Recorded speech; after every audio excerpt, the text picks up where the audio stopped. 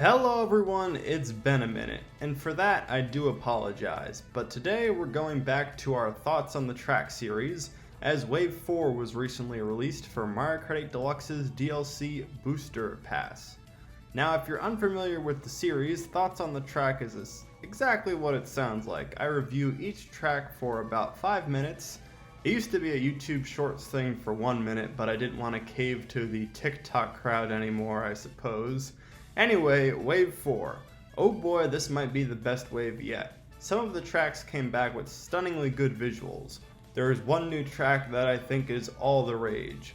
But today we're going to start with a tour track, TOTT Amsterdam Drift.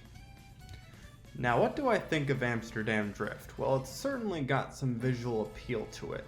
As is the case with many tour tracks, it's divided into 3 different sections. I think the beginning of lap 1 and the beginning of lap 3 are what catches my eye the most.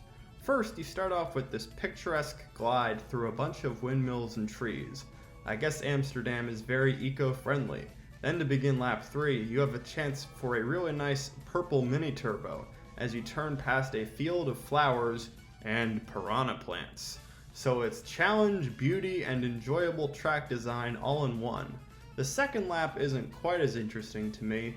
It's mostly underwater and the visuals aren't just nearly as beautiful as laps 1 and 3.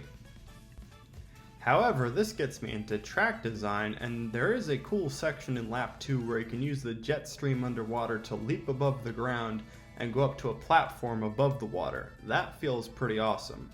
There is certainly some difficulty with this track when it comes to turns, especially when you play it the first few times. I especially think the beginning of lap 2 is kind of confusing, as there's these 2 giant red arrows where there should really only be one, as you're supposed to make a sharp left turn. I've mentioned before how I don't like those red arrows, and they come back with a vengeance in this track. But overall, the track design is decent. You pass through trams, you ride along the streets. It's pretty typical Mario Kart Tour. Unfortunately, one of those things that makes it typical Mario Kart Tour is that the music is pretty mid.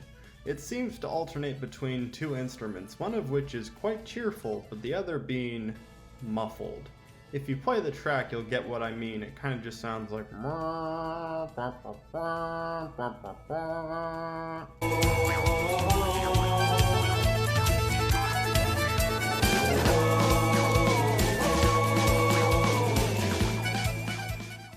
The melody was in my brain at least as I was writing the script, which at least means that it's good enough to be memorable.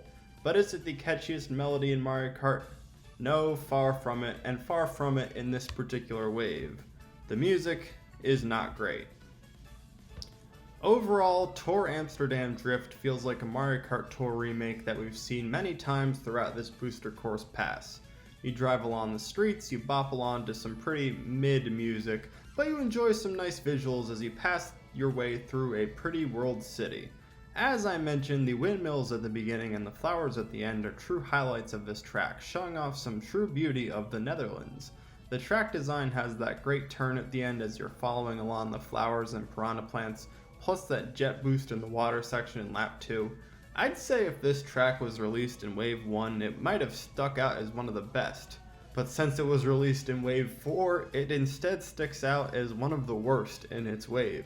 7 out of 10 for me. With a better song, it could have been an 8 out of 10 though. It's a cheerful and picturesque track. That is my ultimate opinion. So, what is your opinion on TOTT Amsterdam Drift? Let me know in the comments, and also let me know in the poll in my YouTube community tab what video you want to see for AI. Yeah, I want to hop on that bandwagon, so to speak. But the next video should be in the next few days where we cover thoughts on the track for GBA Riverside Park. So stay tuned. Bye bye.